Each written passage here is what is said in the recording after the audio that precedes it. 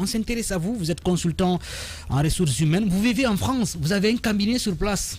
Tout à fait, je m'appelle Sekou Sano, je suis spécialisé en ressources humaines. Je fais ce métier maintenant depuis pas loin de 9 ans. J'ai un peu d'expérience là-dessus. Je me suis lancé en auto-entrepreneuriat en étant salarié en même temps.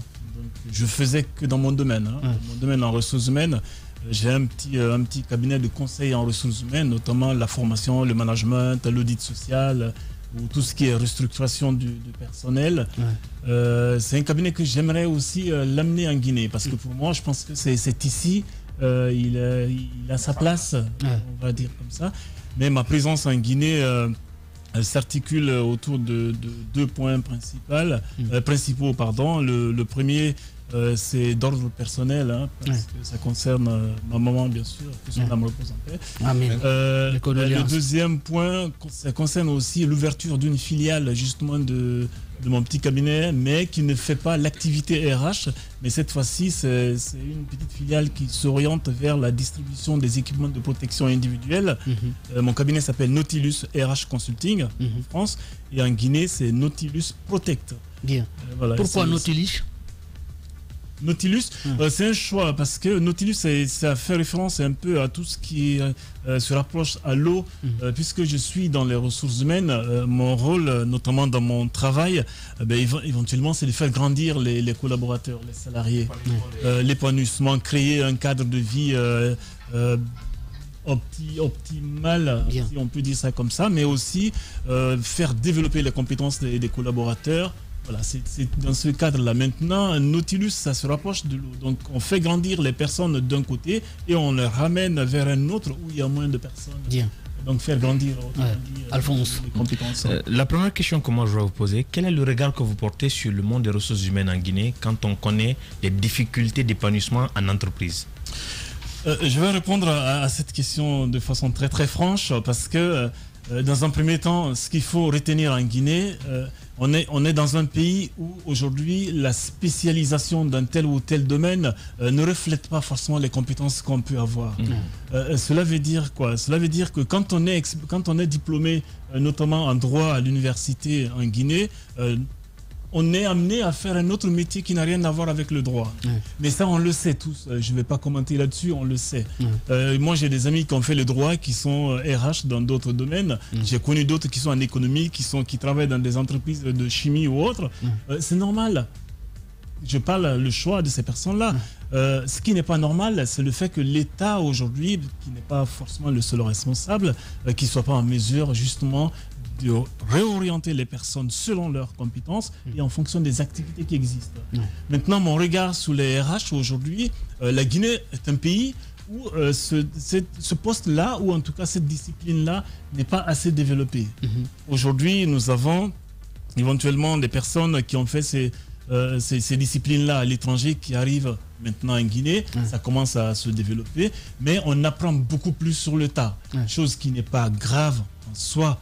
Si on n'est pas formé dans un domaine, c'est bien d'apprendre aussi sur le tas. Donc, en général, les gens, ils font les RH sans le savoir. Vous savez, quand quelqu'un travaille dans une entreprise, un comptable ou peut-être quelqu'un qui fait les finances, le simple fait de s'occuper, par exemple, les absences d'une personne, le simple fait de s'occuper notamment les arrêts maladie d'une personne ou de faire monter en compétence ou recruter une personne, tout ça, on est dans les ressources humaines. On le fait systématiquement sans savoir que c'est les RH. Donc, en Guinée, c'est un pays où c'est pas forcément... Je n'ai pas dit que ça n'existe pas. Il y a des très très très bons RH ici. Il y a vraiment de très très bons qui ont le niveau, qui sont compétents, qui sont très bien. Mais il y a le pourcentage, pour moi, est très très faible pour ceux qui ont vraiment fait cette discipline. Bien. Monsieur Sekou Sano, vous êtes consultant en ressources humaines. On va parler avec vous sur le diagnostic du chômage en Guinée, les difficultés rencontrées, les solutions proposées. Félix Milimono. Alors, vous qui êtes spécialiste aujourd'hui des questions de ressources humaines, en observant le marché guinéen, qu'est-ce qui justifie aujourd'hui autant de chômage en Guinée? Alors, je vous remercie, monsieur Milimono. Cette question-là, je vais répondre, cependant, on sait, on est tous des Guinéens, on sait que le chômage bat plein régime dans notre pays et ça n'a pas commencé aujourd'hui et ça ne va pas s'arrêter non plus demain. le chômage en Guinée date depuis très très longtemps. Et c'est l'accumulation aujourd'hui qui fait qu'on se retrouve dans cette situation-là où toutes les opportunités sont bouchées et on ne peut pas résoudre ce problème-là. Le premier problème, c'est le choix. C'est-à-dire le choix de ce qu'on peut faire, notamment l'orientation des jeunes. Quand je parle de l'orientation, ce n'est pas forcément à l'université, ça commence un peu plus en arrière. D'accord, des écoles préparatoires peut-être dans d'autres pays ça commence, c'est pourquoi j'ai préféré faire le diagnostic, notamment en commençant sur l'histoire des jeunes, notamment qui sont chez les parents. Le chômage. Pourquoi je parle de ça? Parce que quand on fait nos études, vous tous, vous avez fait, moi-même, quand on fait nos études en Guinée, on ne travaille pas à côté. On ne travaille pas à côté. On travaille, on y va à l'école, on fait ce qu'on a à faire et ensuite on rentre à la maison, on mange, on révise, le lendemain on fait. Le risque de ce type de démarche, c'est que lorsqu'on grandit ou on poursuit ses études, on n'a aucune expérience à côté. On a simplement une expérience que moi j'appelle une expérience molle. Elle est molle parce que tout simplement, elle n'est pas durcie de par ce qu'on peut faire dans une entreprise. Aujourd'hui, vous travaillez, vous avez la partie pratique. C'est ce qui renforce ce que vous avez appris à l'université. Maintenant, que cette discipline soit en rapport avec le journalisme ou autre, c'est pas grave, mais c'est le fait de pratiquer une activité qui renforce votre capacité à évoluer. Et on a ce problème-là. Le premier diagnostic en Guinée, c'est cela. Et le deuxième, ça touche aussi le manque de collaboration entre les ministères. Il y a 4 ministères que j'ai ciblés en Guinée. Le ministère de l'Emploi, de la Jeunesse, de la Formation professionnelle et de l'Éducation nationale. Ces 4 ministères-là ne travaillent pas forcément ensemble. Le fait qu'ils ne travaillent pas ensemble, ça veut dire que chaque ministère défend son rôle, mais à rang dispersé. Je vais vous donner un seul, de compétences. Pas forcément, mais je donne un seul exemple. Lorsque on est à l'université, on doit sortir à l'université, on n'est pas préparé pour affronter le marché de l'emploi. Vous le savez, on n'a jamais préparé ou on n'a jamais créé un module de préparation ou même si c'est des stratégies de recherche d'emploi qu'on doit apporter à l'université pour que les jeunes puissent comprendre à la sortie de l'université ce qui les attend. On n'est pas préparé, on déverse les gens sur le marché de l'emploi, ils ne savent plus quoi faire et on n'a pas de suivi.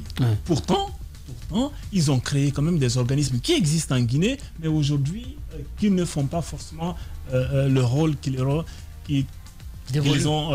assigné. Et notamment, je signale AGIP par exemple, Agence guinéenne pour la promotion de l'emploi, c'est un organe central.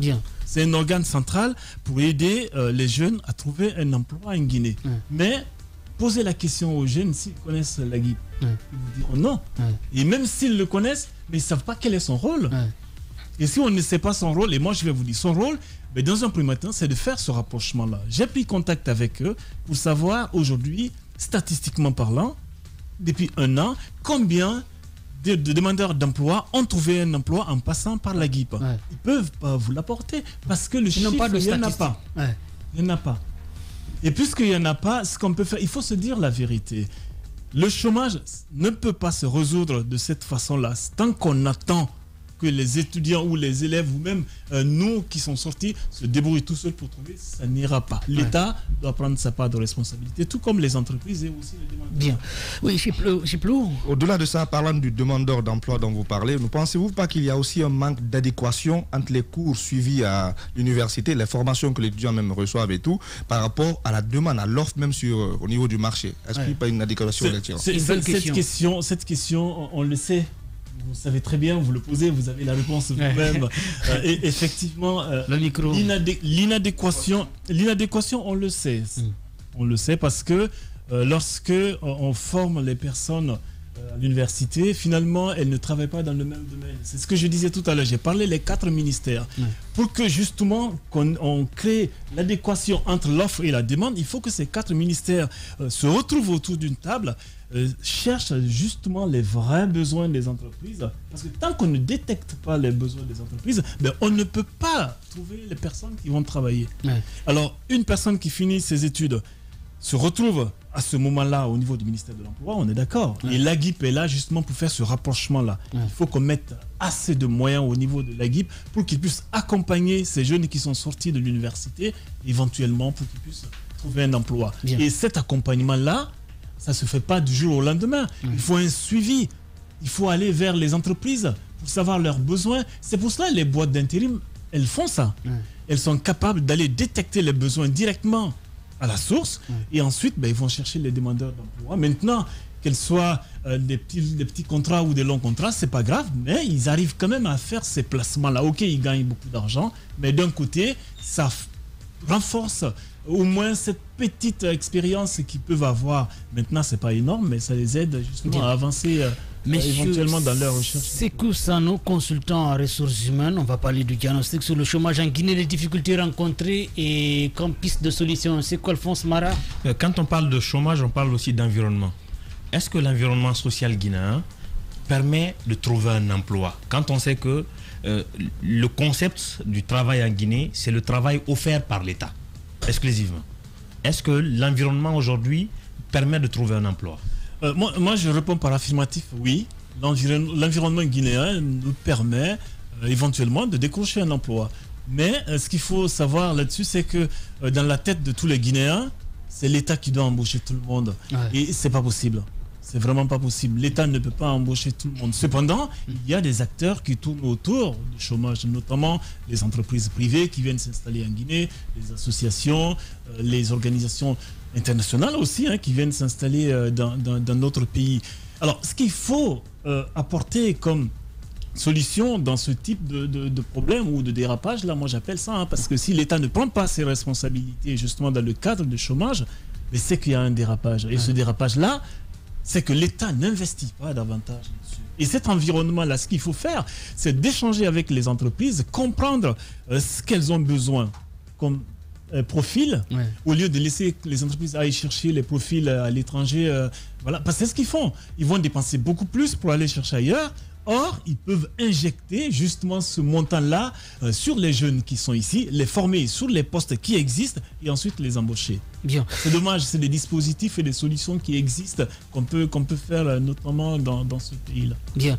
Monsieur Sekou Sano, consultant en ressources humaines, et notre invité. On marque une pause le temps pour nos obligations commerciales. On se revient juste après sur Radio Espace TV dans cette émission Les Informés. Merci de nous préférer du côté de Sangardo, c'est à Kissidougou. Voilà, c'est quoi Alphonse Mara qui aime Sangardo. On revient juste après. Radio Espace Guinée. Chaque soir, les experts de la société civile, artistes ou chefs d'entreprise se retrouvent pour défendre leurs convictions sur 3 sujets d'actualité. Éditorialistes, experts, influenceurs, artistes, chefs d'entreprise, l'occasion d'entendre ces personnalités s'exprimer sur des thèmes divers et même hors de leur domaine d'expertise. Sur Espace, c'est Les Informés. Tierno Madjouba, Félix Tamba Milimuno, Théophile Fassamano, Alphonse Mara. Merci de nous regarder sur Radio Espace TV. La suite de cette émission, Les Informés, après notre écran publicitaire. Comme vous le savez, on s'intéresse au diagnostic sur le chômage en Guinée, les difficultés rencontrées, les solutions proposées. On en parle avec M. Sekou Sano. Il est consultant en ressources humaines. Monsieur Sano, c'est vrai que dans ce pays, on dit souvent que les universités guinéennes, notamment celle de Sonfonia, déversent beaucoup d'étudiants qui ont fini la sociologie, le droit, et finalement ils ont du mal à trouver de l'emploi, même si à un moment donné Jean-Marie Doré nous disait qu'il n'y a pas un marché saturé pour un bon produit. Comment expliquez-vous cet état de fait? Beaucoup d'étudiants qui finissent mais finalement qui ne trouvent pas d'emploi. C'est vrai que vous avez expliqué les raisons, les origines, mais comment se fait-il qu'aujourd'hui dans les universités, notamment à Sonfonia, il y a plus d'étudiants qui sont dans les sciences sociales, mais finalement quand ils finissent les études, ils ne trouvent pas de boulot? Peut-être ça revient à la question de Cheplo, l'inadéquation. La réponse, justement, on est toujours au même endroit. C'est la question, on doit poser cette question-là à l'État. L'État sait très bien aujourd'hui que le système éducatif, à la fois, n'est pas adapté aux besoins des entreprises, mais il n'y a pas que ça. Mais ne poursuit même pas, justement, à l'accompagnement de ces personnes-là. Et pour moi, c'est ce que je disais tout à l'heure en off, c'est qu'aujourd'hui, pour moi, même si je ne dis pas que l'État est le seul responsable de tout ce problème-là, cependant, l'État est le plus grand fabricant, c'est ce que je dis, le plus grand fabricant de chômeurs. Et maintenant, puisque l'État qui est censé embaucher au moins une bonne partie de chômeurs, là, il faudrait qu'il trouve des partenaires justement pour venir récupérer ces personnes-là. Alors, les formations à l'université, C'est ce que je disais aussi. J'ai cité 4 ministères. Il faut que ces 4 ministères puissent travailler. Et moi, j'ai un petit espoir quand même là-dessus, mine de rien. Puisque le Guinéen est beaucoup pessimiste. J'ai un peu d'espoir parce que j'ai écouté 2 nouveaux ministres là depuis quelques temps, celui de la formation professionnelle et celui de la fonction publique. Ces personnes-là, pour une fois, j'ai entendu les personnes qui ont parlé le même langage que moi et qui ont commencé à avancer certaines choses. Maintenant, je ne sais pas s'ils auront le temps de le faire. Les formations, les gens qui sont formés en sociologie, qui sont formés en lettres, franchement, vous pensez que les entreprises qui sont dans la logistique, qui sont dans l'informatique ou qui sont dans l'économie vont embaucher quelqu'un qui a fait la fac des lettres? La fac des lettres, c'est quoi d'ailleurs? Qu'est-ce qu'ils vont faire? Je ne suis pas en train de critiquer, je veux simplement dire que ces anciennes formations-là, à un moment donné, aujourd'hui, la société évolue, le pays évolue, le marché de l'emploi surtout est en train de muter et à partir de là, on doit adapter tout sur ce schéma-là. On ne peut pas garder l'ancien format et l'appliquer. On ne peut pas prendre l'ancien pour faire du nouveau. Ça ne marchera pas. On ne peut pas faire de l'ancien avec du nouveau. Amadou Sow. Vous avez touché un point comme quoi les enfants après l'école ils sont à la maison. C'est vrai que c'est une réalité dans certaines familles nantis, mais c'est qu'il y a à l'intérieur du pays, il y a des enfants qui font des travaux champêtres, il y a d'autres qui font des travaux domestiques, forcément qui sont occupés la nuit, qui sont vraiment fatigués, qui dorment en classe. Soit dit en passant, revenons à l'essentiel. Le taux de chômage, c'est un fait universel. La France, c'est environ 8,1%. Mais pour le cas guinéen, le chiffre il est extrêmement élevé. Vous avez touché l'inadéquation entre la formation et le marché de l'emploi, ce qui est réel. Mais vous qui venez de la France, on parle de Amadou, est-ce que vous pouvez aller à votre question s'il vous plaît? Ça commence à être trop long. Tcherno, j'arrive. On parle de fuite de cerveau. Vous qui êtes de la Guinée, qui allez en France, qui revenez, on connaît ces problèmes-là, mais pourquoi est-ce que ça ne marche pas? Parce que ce n'est pas une première. Une première de quoi exactement? Qu'on propose des solutions, mais sans que ça n'aboutisse. Parce que là, justement, c'est ce qui me conduit vers l'État, encore une fois de plus. On va me dire que je tape sur l'État. Non, pas du tout. Mais ce qu'il faut savoir, c'est que tant que les gouvernements successifs, je ne parle pas de ceux-là ou ceux qui sont passés depuis plusieurs années, tant que les gouvernements différents ne mettent pas le chômage au cœur de leur politique, on se retrouvera encore dans la même situation. Alors, ce que je veux dire par là, c'est qu'aujourd'hui, systématiquement, les gouvernements ils vont s'orienter vers la mine. Parce qu'ils pensent que c'est là-bas où on va gagner de l'argent. Non, c'est pas forcément là. Ça peut rapporter, mais la redistribution est mal faite. Par contre, les chômeurs, dans ce cas-là, ce qu'il faut faire pour les fuites de cerveau dont vous parlez, j'en fais partie, peut-être que je suis même un, mais je rentre quand même dans mon pays. Je contribue à ma façon, je sensibilise, je forme les jeunes en ligne. Il n'y a pas plus tard de 2 jours, j'étais à l'université de Sonfonia, encore pour donner mon avis. Le jeudi, je vais encore les apprendre comment chercher du travail sur le marché de l'emploi. Donc, ce que je veux vous dire, sur ce plan, ça ne changera pas. Ça ne changera pas parce que pour l'instant, pour l'État, on attend d'abord de fabriquer beaucoup. Et puisque tout est saturé, on ne sait plus quoi en faire, ces personnes-là. Et aujourd'hui, dites-moi, vous, les journalistes d'investigation, là, aujourd'hui, est-ce que vous êtes en mesure de me dire le type de chômeurs en Guinée? Quels sont les types de chômeurs en Guinée? Parce que là, vous allez me dire simplement, c'est ceux-là qui sortent de l'université. Non, pas forcément. Parce qu'il y a plusieurs types de chômeurs en Guinée. Et maintenant, ce qu'il faut savoir, c'est que les solutions, le peu de solutions qui existent aujourd'hui ici, on ne peut pas l'appliquer à tous ces types de chômeurs. Donc ça, c'est important qu'on le sache et qu'on essaye éventuellement de résoudre ça de manière... Monsieur Sekou, ça, non. Allez, c'est vrai qu'à un moment donné, pas plus tard qu'un mois, on parlait de la vente aux enchères de ces véhicules 4x4 de la présidence pour accroître plus de moyens au ministère de la formation professionnelle. C'est une bonne initiative quand même du gouvernement guinéen. Oui, c'est une bonne initiative. Même s'il paraît que c'est un seul véhicule qui a été vendu pour le moment. D'accord. Il faut le dire que l'État crée les conditions, mais l'État ne peut pas employer tout le monde. Maintenant, la question que je veux poser, dans les entreprises, on parle de réseautage. D'accord? Lorsque vous ne vous retrouvez pas dans le réseautage, il vous est un peu difficile, quelle que soit votre compétence, d'avoir du travail. Dans les pays comme le nôtre, où il n'y a pas assez d'entreprises, il n'y a pas assez d'opportunités d'emploi, et on parle de réseautage. Comment pourrons-nous parvenir à avoir de l'emploi de ce genre de conditions?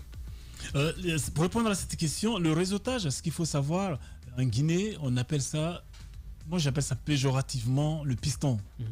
C'est ce qu'on dit souvent ici. Le bras long, et ainsi de suite. En français, mais il faut retenir quelque chose, c'est que le réseautage fait partie du recrutement. C'est un élément aussi de recrutement dans une entreprise. Il faut savoir, parce que c'est facile aussi de cibler un peu ces choses-là. Quand on est dans une entreprise, le recrutement dans une entreprise est coûteux.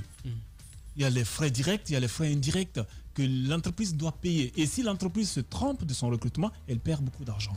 Alors, ce réseautage-là, ce qu'il faut savoir, c'est qu'à l'intérieur d'une entreprise, au lieu de diffuser, au lieu de contacter un cabinet de recrutement, une agence d'intérim, une personne qui travaille avec moi dans mon entreprise sait qu'il y a un poste qui est libre, peut en parler autour de... C'est pas interdit ça, c'est la manière de le faire qui n'est pas bien. Parce que si on prend une personne qui a été recommandée par un ministre ou par un directeur général, alors que la personne n'a pas les compétences, la compétence adéquate pour occuper ce poste-là, là, le réseautage ou le piston, appelez ça comme vous voulez, perd tout son sens.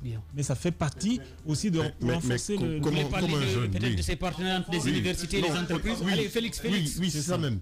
Comment un jeune, parlons même du réseautage, un jeune par exemple qui vient de finir l'université, ou un jeune qui a fini déjà il y a longtemps, qui n'a pas d'expérience, parce que quand on parle de réseautage, il faut forcément parler aussi d'expérience.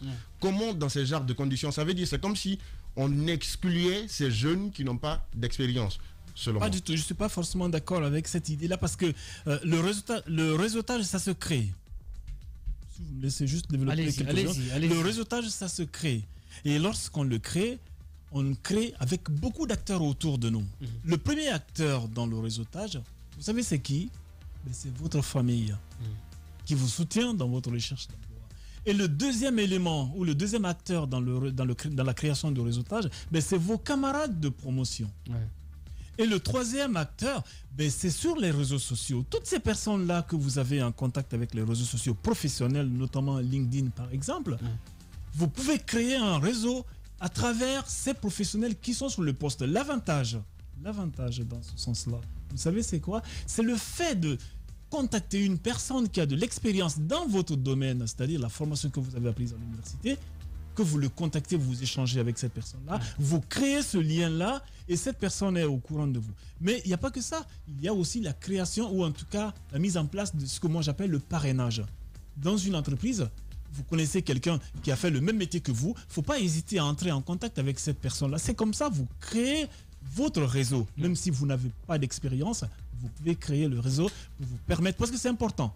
C'est important parce qu'il y a des offres qui sont parfois cachées. Ces offres-là, vous ne voyez pas. Vous ne trouverez pas dans la presse, vous ne trouverez pas sur les réseaux, même sur les sites. C'est des offres qui sont à l'intérieur de l'entreprise. Seules les opportunités internes, c'est-à-dire les personnes qui sont à l'intérieur de l'entreprise, peuvent justement donner ces informations-là. Donc, le réseautage, ça se crée. Et les jeunes qui sortent de l'université ne savent pas créer, ils ne savent pas comment faire. Et c'est pour cela, il faut leur sensibiliser sur le marché de l'emploi. Il faut leur sensibiliser comment créer justement ce réseau-là. Mais aller au-delà, comment les aider à construire leur employabilité. Il faut tous ces éléments-là. Sur cette question de construire leur employabilité, déjà vous l'avez dit, l'État ne peut pas employer tout le monde. Quelle doit être la place donc de l'auto-entrepreneuriat comme piste de solution? Ne pensez-vous pas qu'il faut inculquer cela aux jeunes pendant qu'ils sont encore étudiants pour qu'à la sortie ils puissent trouver des solutions eux-mêmes? Pour répondre à cette question, je vais droit au but. L'entrepreneuriat pour moi est l'une des solutions pour réduire le chômage. On le sait. Mais qui finance? Le micro. Qui finance justement l'entreprise? Parce que quand on compare dans d'autres pays, vous savez, quand je me suis lancé en auto-entrepreneur en France, j'étais salarié. Par contre, lorsque je me suis lancé, j'ai créé mon entreprise avec 0 €. Je n'avais rien du tout. Ça veut dire qu'on a la possibilité de le faire en France, créer son entreprise avec 0 francs. Par contre, on est accompagné, on a des outils, on a pas mal d'éléments pour créer justement ce qu'on veut faire. En revanche, en Guinée, si on veut entreprendre, vous savez très bien toutes ces difficultés-là. Les étudiants n'ont rien et vous voulez qu'ils entreprennent à la sortie de l'université. Ils ne peuvent pas. Si vous voulez que les gens entreprennent, il faut déjà donner les moyens. Il faut créer des conditions dans lesquelles on sera en mesure de créer. Il faut également leur donner des outils.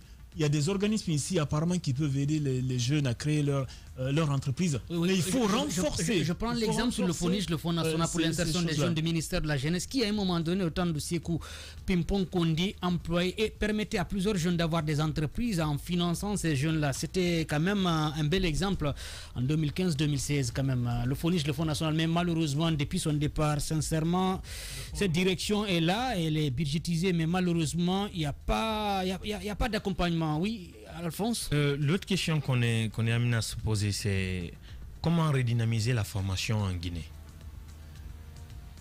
Pour redynamiser la formation en Guinée, en tout cas, le diagnostic que moi je fais dans ce sens-là, il faut aller chercher déjà les personnes qui ont fait leur diplôme, qui ont eu leur diplôme depuis un certain temps, parce que leur diplôme n'a plus de valeur.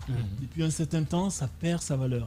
Et ces personnes-là, ce qu'il faut faire, c'est là où je vais d'ailleurs donner l'une des solutions majeures justement pour ça. Dans la formation, il y a un organisme aussi en Guinée ici qu'on appelle, j'ai noté, Office national de la formation professionnelle et du développement. Vous savez, cet organisme-là, plus l'AGIP à côté, lorsque ces deux organismes travaillent ensemble, on peut mettre en valeur justement les personnes qui étaient censées, les personnes qui sont mises de côté, notamment ces chômeurs-là. Qu'est-ce qu'il faut faire? Il faut récupérer ces personnes-là selon leur envie et selon leurs souhaits d'évolution. Et on cherche une entreprise qui a des offres d'emploi pour éviter qu'elle aille chercher loin et qu'elle paye plus cher. Alors qu'est-ce qu'il faut? On récupère ces personnes-là en passant par la GIP, et on met ces personnes-là à la disposition des entreprises et que l'État qui met les moyens au niveau de la GIP finance un certain nombre de temps, c'est-à-dire admettons 400 heures ou 3 mois de formation sur un poste précis où l'entreprise a vraiment besoin. On forme cette personne pendant 3 mois et à l'issue de cette formation-là, l'État négocie soit deux possibilités. Baisse la cotisation patronale pour que l'entreprise puisse embaucher cette personne-là pendant 6 ou 1 an. À ce moment-là, on crée des compétences et l'expérience. Ou bien, simplement, l'État prend en charge cette formation-là, mais c'est l'entreprise qui forme la personne sur le poste en question et à la fin, l'entreprise s'engage elle-même à embaucher la personne sur une durée. Et pendant ce temps, on refuse qu'on leur mette dehors comme on peut licencier facilement en Guinée. Parce que ça aussi, ça augmente encore les chômeurs. On va aller avec Amadou qui patiente. En tout cas, nous sommes toujours avec M. Sékou Sano, il est consultant en ressources humaines. On parle du diagnostic sur le chômage en Guinée, difficultés rencontrées et solutions proposées. Vous avez touché un point très important. Vous avez dit vous étiez entrepreneur, mais en même temps employé. En Guinée, pour la plupart des jeunes, c'est je finis d'étudier plus tôt, je vais entreprendre, ça veut dire je ne travaille pas pour quelqu'un, je travaille pour moi-même, je vais quand je vais au travail sans travailler. Maintenant, ce que représentent les grandes firmes dans les principes et l'expérience professionnelle qu'un jeune doit avoir avant de commencer d'entreprendre? Vous savez, cette question-là, on me l'a posée il y a 2 jours à l'université. Vous savez, travailler, être salarié avant d'entreprendre, c'est pas mauvais. Avant d'entreprendre, c'est pas mauvais. Même si vous avez fait la restauration en formation, par exemple, et vous travaillez dans une entreprise de conseiller clientèle chez Orange ou je ne sais pas, ou chez quelqu'un d'autre, le fait de travailler dans cette entreprise-là, vous êtes en train de développer encore de nouvelles compétences qui n'ont rien à voir avec votre corps de métier. À partir de là, vous avez fini, vous avez cumulé un peu d'argent, vous avez mis de côté. Là, vous êtes en mesure de financer votre propre entreprise. Ça vous évite de faire les prêts à la banque, ça vous évite d'aller voir la famille pour qu'on vous donne de l'argent. Et puis voilà, dans tout ça, c'est l'une des solutions, ça. Travailler d'abord, mettre un peu l'argent de côté et ensuite travailler pour vous-même. Parce que vous aurez appris déjà comment ça se passe dans une entreprise. Vous savez, c'est bien de faire l'entrepreneuriat, mais il ne faut pas non plus lancer tout le monde là-dedans. Parce que vous construisez systématiquement de l'échec. Maintenant, quand il y a l'échec, et si on est en mesure de rebondir, tant mieux. Mais plus on fait des échecs, pour certaines personnes, ils vont couler parce qu'ils vont développer le doute et à partir de là, ils perdent en confiance. Ils ne peuvent plus avancer. Donc, pour répondre à cette question, encore une fois de plus, c'est possible de travailler et ensuite de le faire. Moi, j'ai travaillé et je suis encore aujourd'hui salarié. Je travaille dans une entreprise de production agricole, Vendélis en France. Et dans cette entreprise-là, ma patronne, elle accepte que je fasse encore mon activité à côté. Donc, ça veut dire que j'apprends dans l'agriculture alors que moi, je suis RH pur. Et là, aujourd'hui, j'apprends dans l'agriculture tout ce qui se passe. Et demain, je vais m'orienter dans l'agriculture. Ça veut dire que j'ai travaillé et j'ai appris des choses. Et bien, je viens appliquer ça ailleurs pour entreprendre. Donc, les deux sont liés. Par contre, il y a aussi des gens qui peuvent entreprendre parce que simplement, ils ont des moyens. Quand vous êtes riche, votre enfant, vous pouvez tout de suite injecter l'argent dans son entreprise, il peut aller. Et maintenant, c'est ce que je disais à l'université, il y a aussi des entrepreneurs alimentaires. Les entrepreneurs alimentaires, c'est-à-dire c'est ceux qui vont aller prendre notamment un bidon d'huile, ils vont revendre en détail, ensuite ils gagnent un peu, ils remettent l'argent et après, ce qu'ils vont gagner, ils ne peuvent pas économiser. Parce qu'ils ne veulent pas développer quelque chose, ils veulent simplement survivre. Bien. Et après, ils vont consommer. Le micro. Alors, comment entreprendre si on n'a pas les moyens, si on a 0 franc en Guinée ici? Comment entreprendre, c'est d'être salarié dans un premier temps. C'est ce que je disais. Il faut, si vous ne pouvez rien faire, il ne faut pas courir. Mais le Guinéen, il est très fort dans le mimétisme. On peut vous dire qu'on peut entreprendre avec 0 franc. Quand vous partez assister à des ateliers, à des forums, on vous dit que vous pouvez entreprendre avec 0 franc. Mais est-ce qu'on peut entreprendre sans aucun sou? Surtout ici en Guinée. Hein. Le taux d'intérêt des différentes banques pour les jeunes entrepreneurs. C'est élevé. C'est élevé. Par contre, ça, c'est partout. En France aussi, quand tu fais un prêt, tu as un taux un peu élevé. Ça, je vous rassure. Mais oui, il faut... pour le faire sans argent, c'est pas simple.